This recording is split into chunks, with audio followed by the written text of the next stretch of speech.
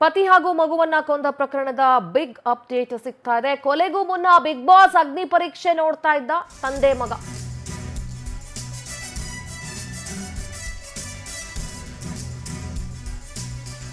ಪತಿ ಹಾಗೂ ಮಗುವನ್ನ ಕೊಂದ ಪ್ರಕರಣದ ಬಿಗ್ ಅಪ್ಡೇಟ್. ಕೊಲೆಗೂ ಮುನ್ನ ಬಿಗ್ ಬಾಸ್ ಅಗ್ನಿ ಪರೀಕ್ಷೆ ನೋಡ್ತಿದ್ರು ತಂದೆ ಮಗ ಇಬ್ರು. ಪತ್ನಿ ಹರಿಣಿ ಹಾಗೂ ವಿನಯ್ನಿಂದ ಕೊಲೆಗೆ ಪ್ರೀ ಪ್ಲಾನ್ ನಡೆದಿತ್ತು. 2024 ಡಿಸೆಂಬರ್ನಲ್ಲಿ ಸ್ನ್ಯಾಪ್ಚಾಟ್ನಲ್ಲಿ ಇಬ್ರು ಪರಿಚಯ ಆಗಿತ್ತು. ಲವರ್ ಜೊತೆ ಲೈಫ್ ಕಳೆಯೋದಕ್ಕೆ ಪತಿ ಹತ್ರ ವಿಚ್ಛೇದನಕ್ಕೆ ಒತ್ತಾಯಿಸಿದ್ಲು.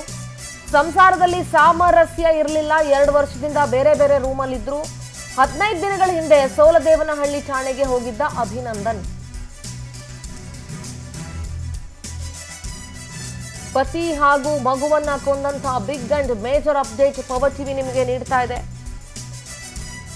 ಬೆಂಗಳೂರಲ್ಲಿ ನಡೆದಿದ್ದಂತಹ ಡಬಲ್ ಮರ್ಡರ್ನ ಅಪ್ಡೇಟ್ ಸುದ್ದಿ. 2024 ಡಿಸೆಂಬರ್ ಅಲ್ಲಿ ಸ್ನ್ಯಾಪ್ಚಾಟ್ ಅಲ್ಲಿ ಪತ್ನಿ ಹರಿಣಿ ಹಾಗೂ ವಿನಯ್ ಪರಿಚಯ ಆಗುತ್ತೆ. ಲವರ್ ಜೊತೆ ಲೈಫ್ ಲೀಡ್ ಮಾಡಬೇಕು ಅಂತ ಹೇಳಿ ಗಂಡನಿಗೆ ಅಂದ್ರೆ ಅಭಿನಂದನ್ಗೆ ಒತ್ತಾಯ ಮಾಡ್ತಾ ಇದ್ಲು, ವಿಚ್ಛೇದನ ಕೊಡು ಅಂತ ಹೇಳಿ. ಆ ಪುಟ್ಟು ಮಗುವನ್ನ ಸಾಯಿಸುವಂತ ಮನಸ್ಥಿತಿ ಹೇಗೆ ಬಂತೋ ಗೊತ್ತಿಲ್ಲ.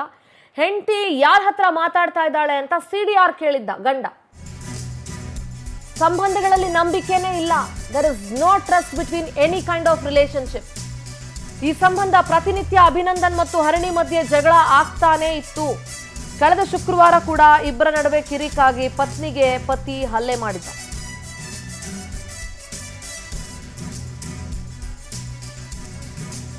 ತಮ್ಮ ಸಂಬಂಧಕ್ಕೆ ಅಡ್ಡಿ ಬರ್ತಿದ್ದಾನೆ ಅಂತ ಕೊಲೆಗೈಯೋದಕ್ಕೆ ನಿರ್ಧಾರ ಮಾಡ್ಬಿಡ್ತಾರೆ. ಇದು ನಿದ್ರೆ ತಾನೇ ಇದೆಲ್ಲ ಪ್ರಾಬ್ಲಮ್ ಅಂತ ಹೇಳಿ ಪ್ರೀ ಪ್ಲಾನ್ ಮಾಡಿ ಮೊದಲೇ 2 ಜೊತೆ ಗ್ಲೌಸ್ ಅನ್ನ ಹರಿಣಿ ತಂದಿದ್ಲು. KP ಅಗ್ರಹಾರದ ತಾಯಿ ಮನೆಯಿಂದ ಹರಿಣಿ ಮಗು ವಾಪಸ್ ಆಗ್ತಾರೆ. ಹತ್ಯೆ ದಿನ ತಂದೆ ಮಗ ಇಬ್ರು ಬಿಗ್ ಬಾಸ್ ಅಗ್ನಿ ಪರೀಕ್ಷೆಯನ್ನ ವೀಕ್ಷಿಸ್ತಾ ಇದ್ರು. ಅಭಿನಂದನ್ ಪತ್ನಿ ಹರಿಣಿ ವರಾಂಡದಲ್ಲಿ ವಾಕಿಂಗ್ ಮಾಡ್ತಾ ಇದ್ಲು.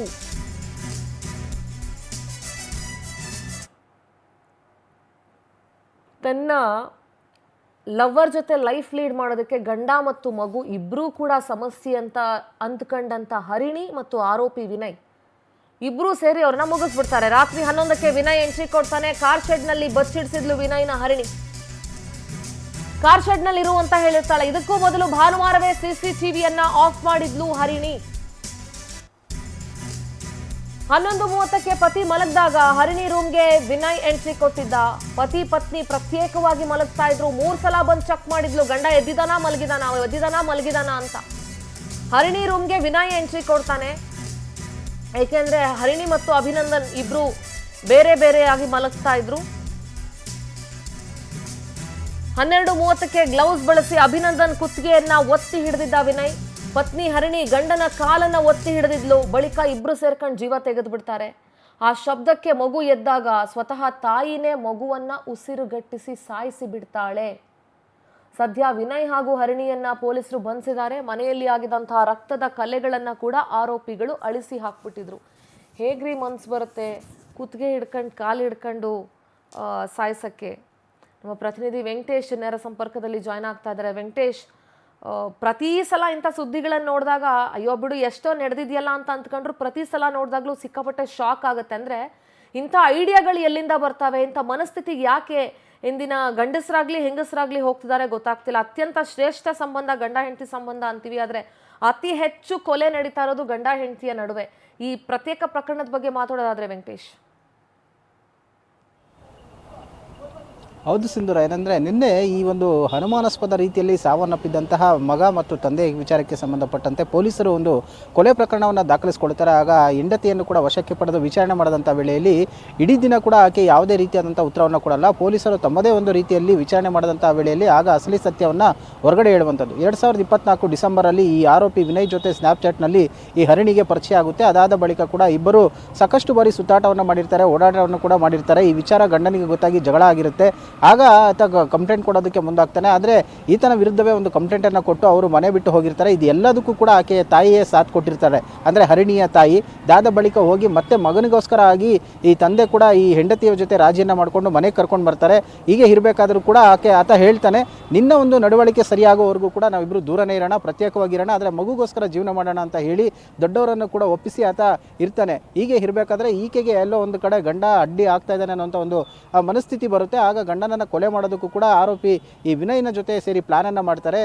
ಭಾನುವಾರ ಕೂಡ ಇದಕ್ಕೆ ಸ್ಕೆಚನ್ನು ಹಾಕ್ಕೊಳ್ತಾರೆ. ಅದಾದ ಬಳಿಕ ಇವರು ಮಾಡುವಂತಹ ಮೊದಲನೇ ಕೆಲಸ ಅಂತ ಹೇಳಿದ್ರೆ ಈಕೆ ಮೆಡಿಕಲ್ಗೆ ಹೋಗಿ ಒಂದು 2 ಜೊತೆ ಗ್ಲೌಸನ್ನು ತೆಗೆದುಕೊಂಡು ಬರ್ತಾಳೆ. ಅದಾದ ಬಳಿಕ ಮನೆಗೆ ಬಂದಂಥ ವೇಳೆಯಲ್ಲಿ ಅಪ್ಪ ಮಗ ಇಬ್ಬರು ಕೂಡ ಮನೆಯಲ್ಲಿ ಟಿವಿಯನ್ನು ನೋಡ್ತಾ ಕೂತಿರ್ತಾರೆ.